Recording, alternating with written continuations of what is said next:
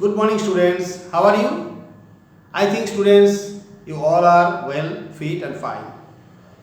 Dear students, today, after half yearly examination, this is the first class. I am going to start a new chapter, a new lesson, and that is from course book, chapter 9. You can see the chapter is A Letter to J.R.D. Tata. You know, Tata is a famous name in India, and it has achieved its place in world also. We have heard about Tata company. So here the story is all about a lady who sought job in Tata company, but in those days in Tata companies, in that department there was no female worker, and that's why, in spite of having academic qualifications, this lady means the lady who has written this story was refused job. But how she got the job in this company? This is the story. उस समय में Tata company में जिस job में इस औरत ने application किया था, जो कि लिखे है इस कहानी को सुधा मूर्ति ने. You can see the board. Sudha Murthy ने इस कहानी को लिखा है. तो सुधा मूर्ति ने टाटा कंपनी में नौकरी के लिए दरखास्त किए. उनको रिफ्यूज़ किया गया क्योंकि उस डिपार्टमेंट में तब तक कोई लड़की या औरत काम नहीं करती थी और औरत को लिया नहीं जाता था. मगर इसके बावजूद भी इस औरत ने अपना जो प्रतिज्ञा, अपना जो हौसला जो है वो खोया नहीं, और वो किस तरह इस कंपनी में काम चालू किए, और इस औरत ने किस तरह से सबसे पहले एक औरत जो कि इंजीनियर बन गई इस कंपनी में. यही इस कहानी का पूरा जो दिया हुआ है इसके बारे में दिया हुआ है. तो चलते हैं हम लोग इस कहानी में. It was 1974. Bangalore was getting warm and the Gulmars were blooming on the IISc's 2 campus, where I was a postgraduate student. 1974 था. बेंगलोर में बहुत गर्मी उस समय में चल रहा था, और गुलमोहर नाम का जो पेड़ है उसमें बहुत फूल खिला था. और IISc का सेकेंड कैंपस में मैं पोस्ट ग्रेजुएट डिग्री कर रहा था, मतलब मास्टर डिग्री कर रहे थे. I was on my way to the hostel when I saw an advertisement. मैं अपने हॉस्टल की तरफ जा रही थी. उसी समय में एक विज्ञापन मेरे नज़र में आया. कौन बता रहे पूरा स्टोरी, पूरा कहानी बता रहे? सुधा मूर्ति. सुधा मूर्ति was an engineer in Tata company. Okay, and she was the first lady to get a job in Tata company, and she was an engineer. Okay, it was from the famous automobile company Telco. और जिस विज्ञापन को सुधा मूर्ति को नज़र में आई तो वो था एक मशहूर automobile company Telco. Telco means अभी जो है टाटा मोटर्स, उसी कंपनी का था विज्ञापन. The company wanted engineers. उस कंपनी में इंजीनियर का जरूरत था. Young, bright, hardworking with an excellent academic background. और उस इंजीनियर को किस तरह होना चाहिए? कम उम्र का होना चाहिए, बहुत टैलेंटेड होना चाहिए, और मेहनती भी होना चाहिए, और जिसमें अच्छा सा एक एकेडमिक क्वालिफिकेशन, मतलब पढ़ाई लिखाई करके अच्छा डिग्री मिला है, इस तरह भी होना चाहिए.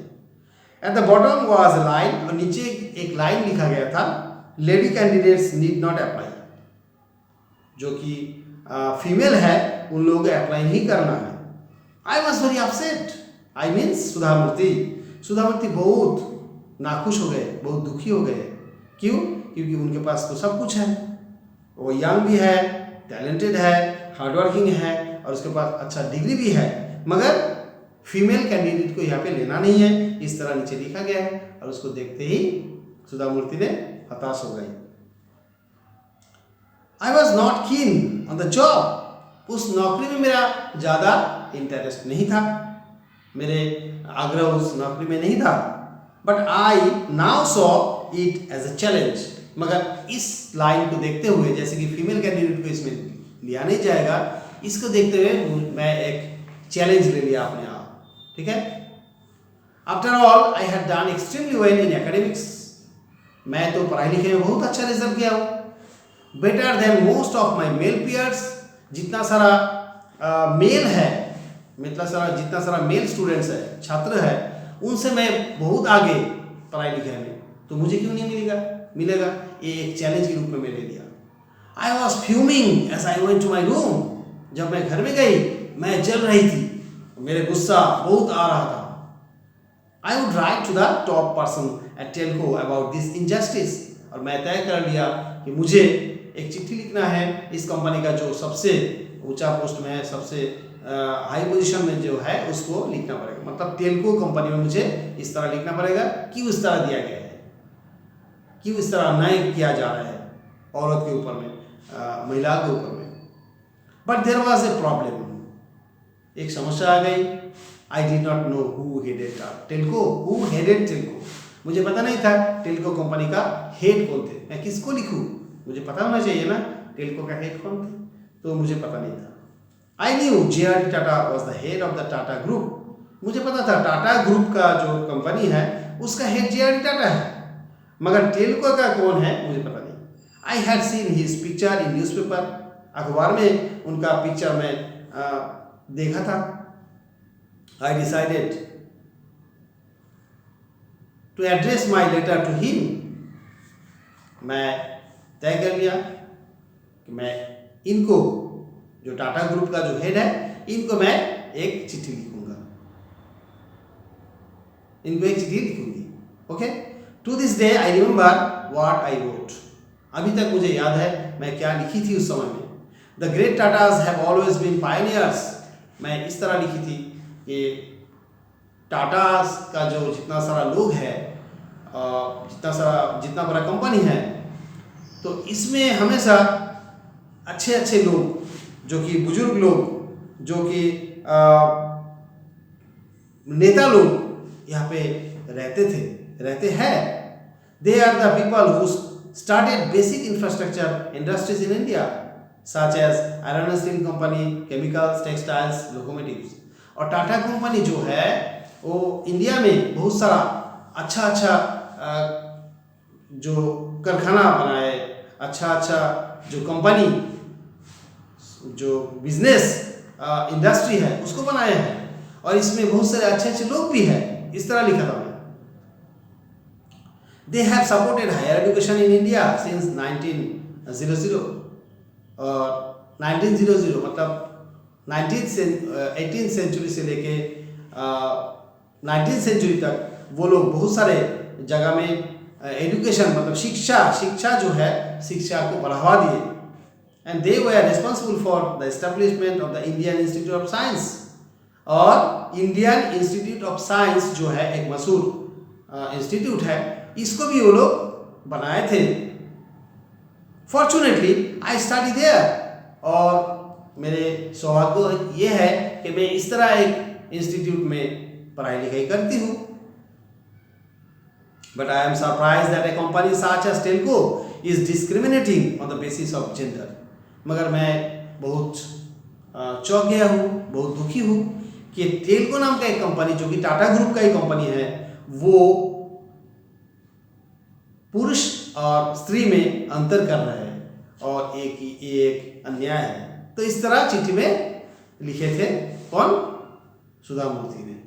ठीक है, I posted the card and forget about it. मैं उस तरह जो पोस्ट कार्ड है उसमें लिख दिया और उसके बारे में भूल गई। Within days I received a telegram asking me to appear for an interview at Telco's Pune factory. और क्या हुआ जानते? कुछ दिनों में ही मेरे पास एक टेलीग्राम आ गया, और जिसमें बताया गया कि मुझे इंटरव्यू में जाना है टेलको कंपनी पुणे का जो फैक्ट्री है उसमें। I was taken aback. मैं और भी चौंक गया कि इतना जल्दी कैसे रिप्लाई आ गया, और मुझे बुलाया गया उस कंपनी में इंटरव्यू के लिए, जो कि औरत के लिए माना था। औरत लोगों के लिए उस जगह में एप्लीकेशन ही करना था।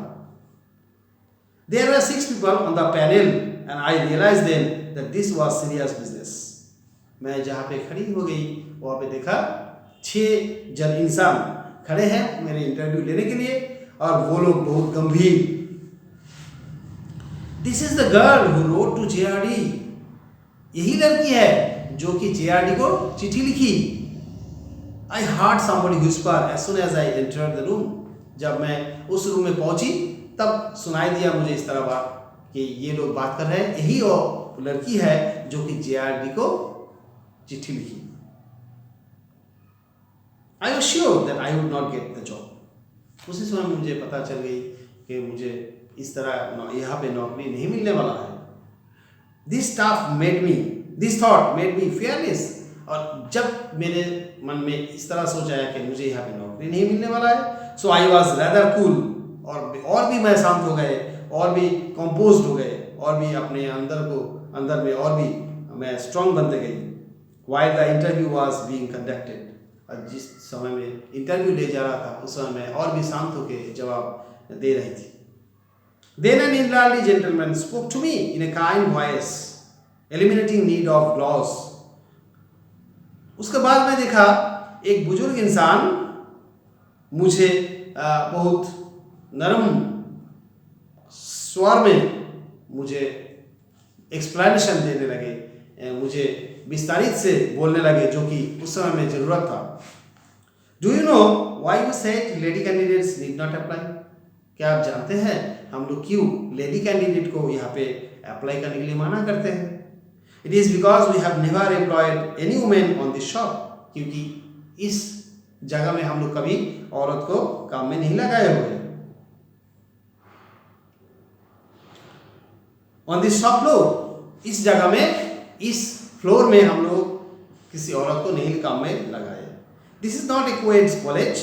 ये एक ऐसा कॉलेज नहीं है जहाँ पे पुरुष और महिला कोई भी मतलब बालक बालिका सबको यहाँ पे पढ़ सकती है, इस तरह पढ़ सकते हैं। ये इस तरह कॉलेज नहीं है। This is a factory. एक फैक्ट्री है, एक कारखाना है। When it comes to academics, you are a first ranker. जब पढ़ाई लिखाई की बात आते हैं तो तुम अच्छे किए हो। We appreciate that. हम लोग इसको प्रशंसा भी करते हैं। But people like you should work in research laboratories. मगर आप जैसा इंसान, आप जैसा लोग रिसर्च में काम करना चाहिए, मतलब खोज अनुसंधान के विभाग में काम करना चाहिए, यहाँ पे नहीं।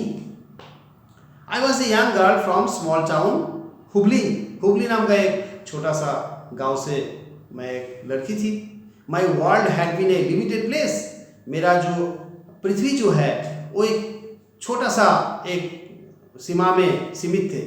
I did not know the ways of large corporate houses. मैं बड़ा बड़ा जो बिजनेस फैक्ट्री है, बिजनेस फार्म्स है, उसके बारे में मुझे कुछ नहीं पता। And their difficulties, और उन लोगों का क्या दिक्कत है मुझे इसके बारे में भी पता नहीं था। So I answered, इसलिए मैं जवाब दिए। क्या जवाब दिया मैं? But you must start somewhere, otherwise no woman will ever be able to work in your factories. मैं ये जवाब दिया कि सर आप लोगों को कहीं से ना कहीं शुरू करना पड़ेगा, नहीं तो कभी भी कोई औरत यहाँ इस जगह में, कोई लड़की इस जगह में काम नहीं कर पाएंगे आपका फैक्ट्री में। Finally after a long interview I was told I have been successful. तो बहुत देर तक मेरा इंटरव्यू चला और उसके बाद मुझे बताया गया कि मैं सफल हो गई, मतलब मेरा नौकरी पक्का हो गया। It was only after joining Telco that I realized who JRD was. Telco में ज्वाइन करने के बाद मुझे पता चला JRD कौन थे। The uncrowned king of the Indian industry. भारतीय इंडस्ट्री में, जो भारतीय शिल्प में, तो कारखाना की जगत में एक ऐसा एक राजा बादशाह है जिसका कोई मुकुट नहीं है। मुकुट के अलावा वो राजा थे। Much later, Mr. Malgaonkar, the chairman, introduced me to JRD. और उसके बहुत देर बाद मालगांवकर नाम का जो इंसान थे वहाँ पे चेयरमैन, वो मुझे JRD से मुलाकात करवाए और क्या बोले, this young woman is an engineer and that too a post graduate. और JRD को उसने बोले जे मतलब JRD, ये जो औरत है ये पोस्ट ग्रेजुएट है और वो इंजीनियर भी है। She is the first woman to work on the Telco shop floor. और यही औरत पहले इंसान है जो टेल्को फ्लोर में, पहली औरत है जो कि शॉप फ्लोर में काम करते हैं। JRD looked at me.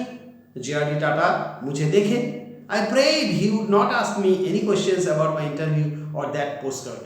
मैं उस तरह प्रार्थना कर रहा था कि JRD मुझे कुछ सवाल ना पूछे मेरे पोस्ट कार्ड के बारे में, या तो जिस तरह इंटरव्यू हुआ तो उसके बारे में कुछ सवाल ना पूछे.